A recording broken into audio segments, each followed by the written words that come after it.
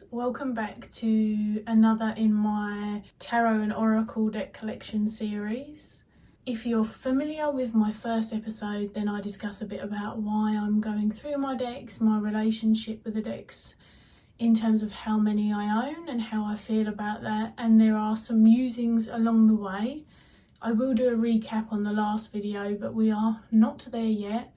I would say that this video is going to take us about halfway through, and as you can see, I'm sort of getting out one a month, which is good for me given everything else that I am trying to keep up with at the moment.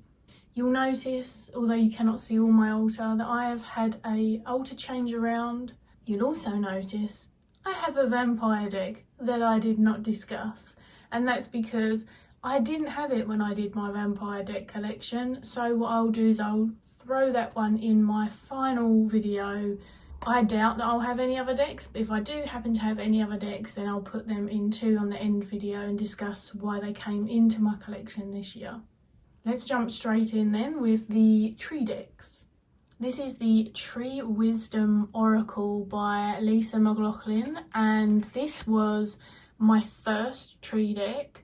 As you can see, they've got the messages on the back. It's actually a partner deck to the plant one, so maybe I'll do that next and then my other tree deck. One of the things to note about this particular deck is it's not tree energy in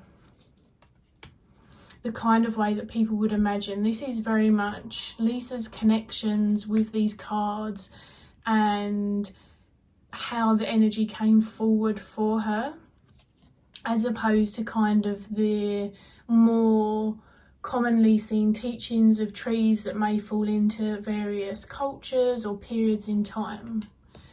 What she does use in this particular deck, I believe, is colours based on the chakra system. To be honest, I don't pay any attention to that, but I'm sure that she said there was an element of that within these decks. Within this deck, sorry. I do, however, freaking love the whimsical faces. As you can see, some of them look more like animals, some of them look more like people. The keywords are really awesome, and between this and the plant deck, which work together beautifully visually, there's only a couple of words that cross over, and the meanings on the back for those using them are entirely different. But there's something really playful about these decks, and this is the time of year when I start to get them out.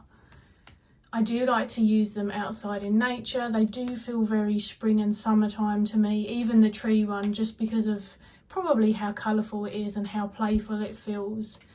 The keywords are mostly uplifting in my experience, and this deck and its companion or its sibling deck, as it were, they are the first two decks that I got when I returned, the second two decks that I got when I returned to tarot and oracle reading in kind of a big way.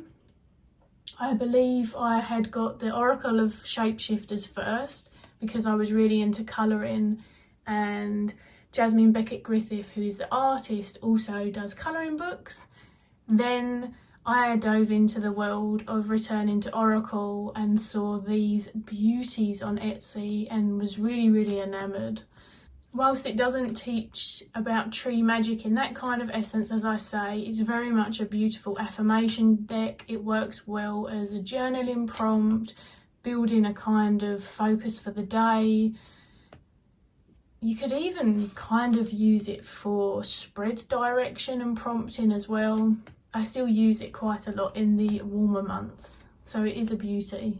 So that was the Tree Wisdom Oracle, and this is the Plant Ally Oracle. Very much the same design, and whilst these are indie decks, you can still get them both. One of the exciting things is that, at least for me, is that Lisa is a local artist, so that's always fun to support local artists. She is the creator of the Textured Tarot, which I feel like people are probably more familiar with than these decks, but these were her first. I think this was her very first. And you can see that there's more figures in this actual deck, but not in all of the cards.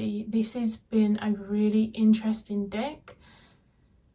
The plants are local to me, which makes a difference. I have found that really, really helpful. But also what you'll find in 𝗫𝘀𝗀𝗀𝗀 art, which I don't think it's as easy in every single card, but if you spend enough time with a book, and I have the large book, so that may be a factor, you'll notice that some of the keywords can be linked to some of the symbols in the card. So you've not just got the plant, there's a whole scene going on. You know, we've got like a goddess type figure here, we've got a moth. There's hints at some of the meaning and some of the messages and some of the keywords and some of the links to the land that are woven into these pictures. So here we've got nettle, we've got what looks like an adder, we've got a butterfly, and I noticed that whilst these don't have keywords on them, which I don't mind decks that don't have keywords on them, but when I'm learning, it does always help. On the flip side of that is once you've learned and you're building on your own kind of associations, sometimes I know people find it's hard to ignore the keywords. I'm fine, I'll ignore away, but I understand that that's a difficult choice for artists, so I don't mind either way. You'll see that mistletoe as well has got a seasonal representation. And I think that if you spend enough time with the book, that it helps you kind of encapsulate some of those. You might pick a symbol and associate something that Heather's medicine says with the bees that are in the picture, or with the huts, as well as Heather itself. And I just find it's kind of like a visual prompt. You'll see that there is a couple of cards in here. So we've got the Guardians, and they represent more than one thing. We've got the Banes. I can't remember what the other one is. We might get to see it. But if you find that this is one of those decks where you'd like to work with it because you're familiar or the plants are accessible to you or whatever it is, but it's missing the keywords, of course I've seen a lot of people draw them around the edges as well. But I think give it a go and see if you can associate some of the prompts with some of the other things that are in the imagery, and it will help. So we've got a hare here in vervain. It certainly helped me anyway, so that's kind of a little tip to using this deck for someone who works with a lot of plants in terms of herbs in my ritual, but I'm not very good at growing stuff, so I have far less sort of familiarity there. And I don't work with all of them, so it's just a little tip. I love this kind of sleeping king is the vibe I get from that. So yeah, that is the Druid Plant Oracle, and if you want to learn about plant medicine, I cannot express my love for this one enough. It seems quite fitting that I finish on bramble, being as this is one of the most key things in my garden, which is lovely at the right time of year, but the rest of the time it's kind of a pain. I love that it's got the rune inscription in the stone as well. Moving on to a tarot deck, and this is the Ophidia Rosa Tarot.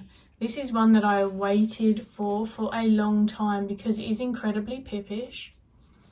I'm not familiar with a lot of the plants, either visually just from the get-go due to the style, or because I'm just simply not familiar with them.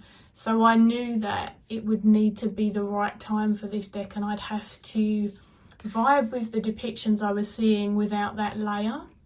You can definitely add it on, but I don't feel like it's necessary. The whole deck has a very nature plant vibe to it.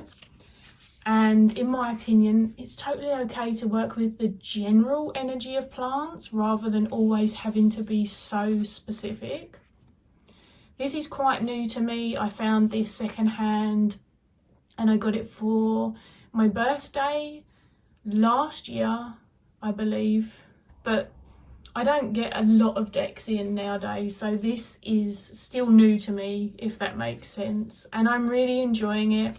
I don't think that it's an easy deck for beginners. I don't think it's an easy deck for everyone, full stop.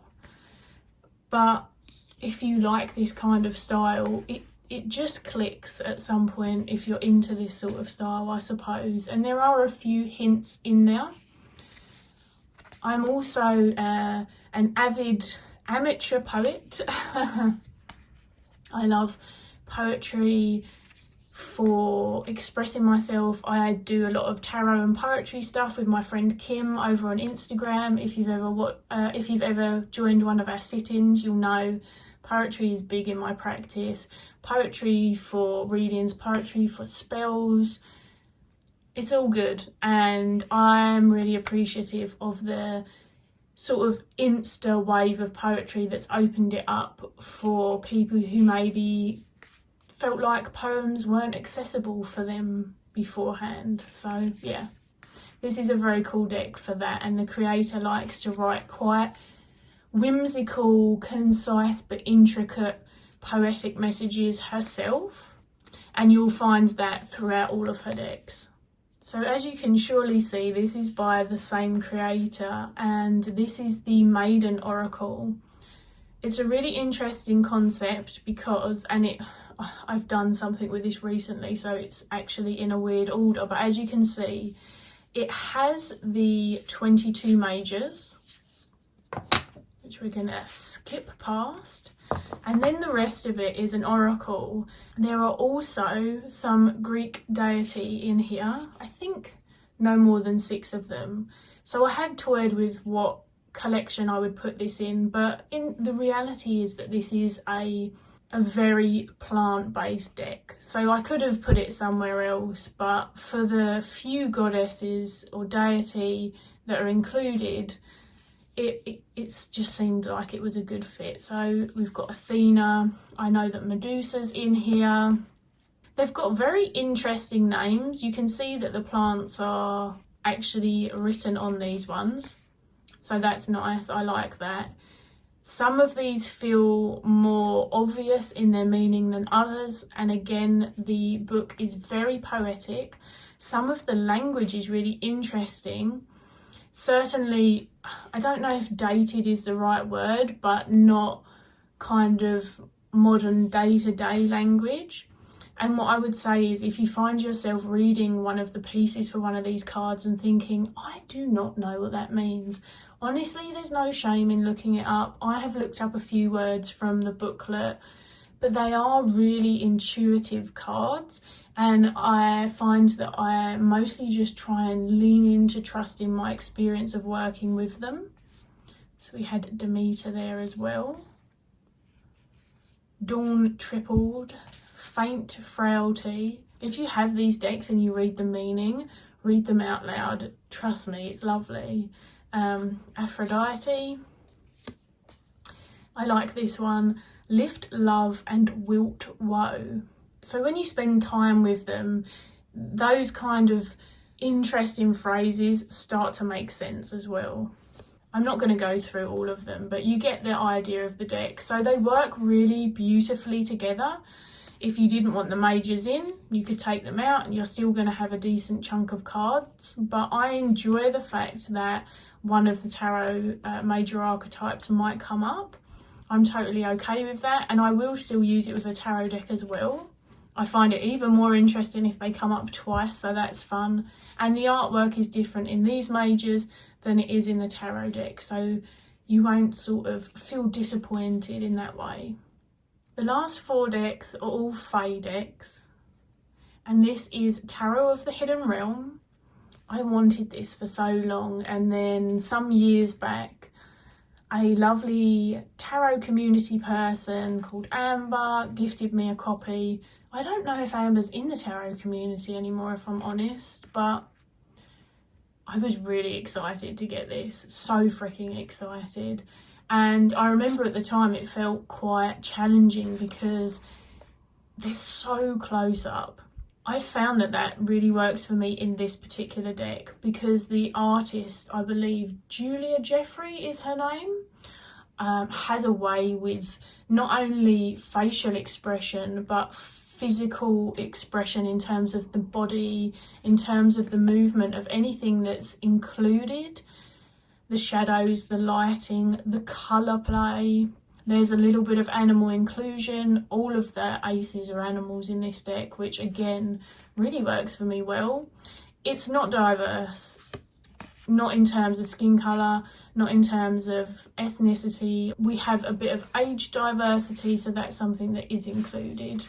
Although they mostly are quite peoply looking, it still feels Fae to me. And the book has, I think it's Barbara Moore writes it, the stories in there really open the world of Fae even further.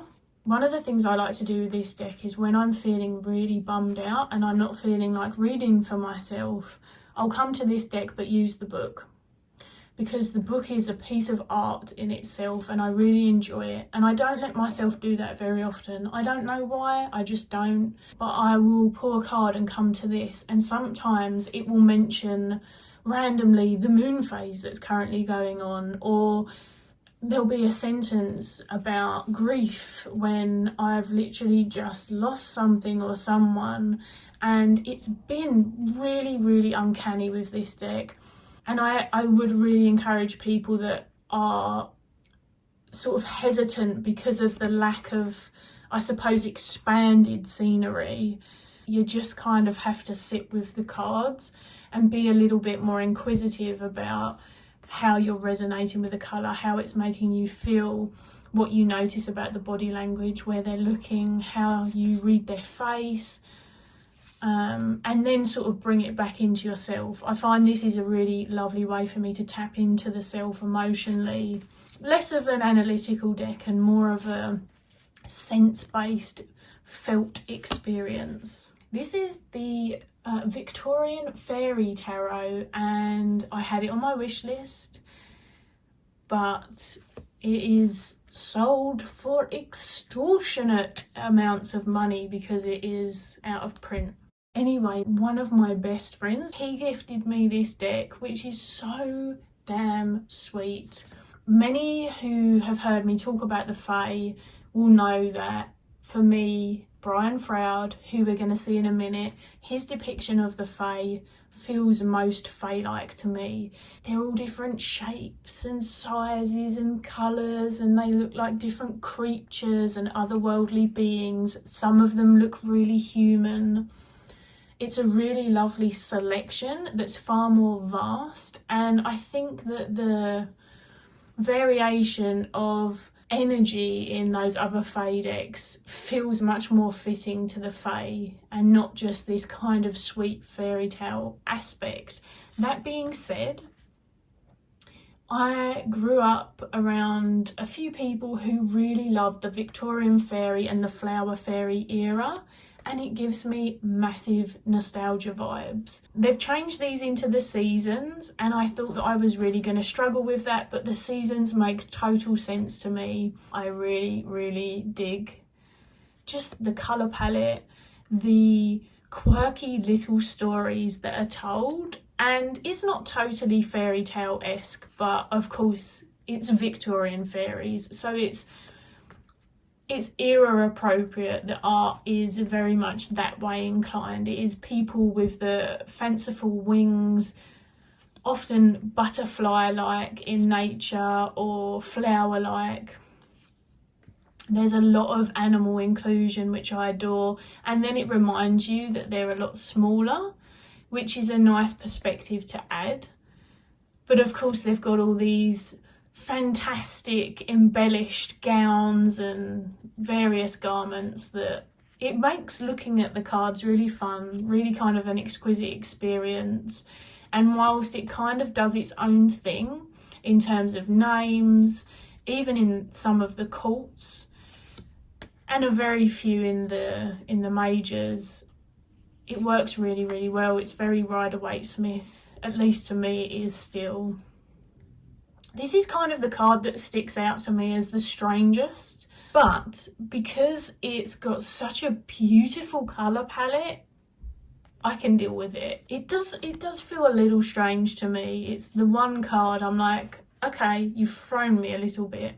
But see, this is everything. They've got caught in a spider web. It's just very tiny fairy-esque.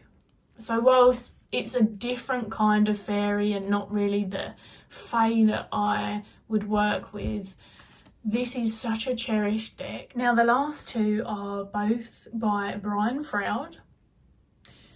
This one is the one that is still in print, although I think that it's the older of the two. So this is the Faeries Oracle, and this is by Brian Froud and 𝗪𝗂𝗪𝗃𝗃. And then this is the Heart of Faeries Oracle, which was sent to me by the same person who gave me Tower of the Hidden Realm. This is out of print. This one's actually by Brian and his wife Wendy Froud. The vibe is very, very different between the two decks. I love this one. I feel like this one's a lot more easy to pick up and spend less time with, have a quick experiential reading. Because it's called the Heart of Faeries, there is kind of a relational focus, but I don't think that that impacts the use of the deck. I certainly have used it for various things, and I do really enjoy it, and you can just as easily go as deep with it. It feels a tiny little bit more playful and whimsical with some of the characters in this one. This one is my favourite of the two, if I have to pick, because again, people are going to ask. So that's good if people are interested, because this is the one that you can get hold of. Yes, the cardstock is super thin. People moan about it. It's so freaking cheap. Get a backup before it goes out of print. You know, yes, that's not the best advice environmentally, but it is what it is. It lasts okay, and just be a bit more gentle with it. But we're going to go through this one first. It is the first of the two I had, so I did bond with it sooner. I still think it would have been my favourite either way. We have the singers in this as well, which are kind of these energetic forms that don't have physical body in the same way, but still have that kind of Fae energy at their very core. It's like the key archetypes, or the key souls, however you want to see it, before the rest of the Fae world. It really adds a layer to this deck. Aside from both of these coming with amazing books, albeit them different in style because the authors are different, they really are people, especially Brian, who live and breathe the Fae, who work with them, who believe in them, who dedicated a lot of time, energy, but also made sure that there was reverence in creating this, in the artwork, in the depictions, in the relationships that were being conveyed in the books. And then more than that, there is always the encouragement to make your own connections with them again, which I will always respect from people. It's got palpable energy, this deck. I will save maybe a review for a time when I talk about some of the peculiar experiences that I've had with this deck, but I freaking love it. And it's so good that it is the reason that I don't tend towards many other Fae decks. I appreciate I work with animals more frequently anyway, but I'm a bit of a hard sell with fairy oracles. One of the things that I've noticed with other fairy oracles is they're more really beautiful depictions. Tell me this does not look like Robert Downey Jr. That's Robert Downey Jr., right? Yeah, what I was saying was a lot of the other fairy decks out there feel more affirmative, mantra-based, sort of sweet keyword decks with really beautiful artwork, which I don't mind at all. I just find these ones to be particularly deep in the way that I'm able to connect with them and in their offerings, and also just the layers in the artwork. That's not to say I wouldn't ever get any other fairy decks or Fae decks, it's just I, Oracle-wise, haven't, you know. So far, it's not been a thing. And the two work really well together. You could, the cardstock's different, but you could totally mesh them up together. But I tend to pull one from each as opposed to mixing them. And he's another one that likes runes. I actually have his book, The Runes of Elfland. I don't know how much of that he wrote because there's a different author, but he did the artwork in it, and it's a really fun book if you can get a hold of it. It's not in print, but people do tend to sell it for a reasonable price used. one of the reasons that I love 𝗏𝘁𝗄𝗃's artwork, if anyone's curious, and just to close up this particular deck exploration, is that my favourite movies in the world, one of them is The Labyrinth. A bit lower down on the list after some other stuff is The Dark Crystal. And for those who aren't aware, 𝗏𝘁𝗄𝗃 was the designer of so many of the creatures and possibly even the costumes, but so much behind the scenes for both of those. Obviously first The Dark Crystal, then The Labyrinth. And then his drawings were brought to life in animatronic form. So you can get a lot of the original artwork. I've got 2 beautiful books that are the ultimate guides to both of those movies, and it's got all of 𝗏𝘁𝗄𝗃's sketches in it. Also, I will tell you this, even though I've told you this before, for those who don't know me, the little boy in the striped pyjamas that's Toby in The Labyrinth is actually Brian 𝗏𝘁𝗄𝗃's son. Also, he got to be sung to by David Bowie, which, if I could bring him back and be sung to, that would be glorious. So yeah, that is another deck collection video. I hope you've enjoyed this, and I will be back probably in a month with the next one.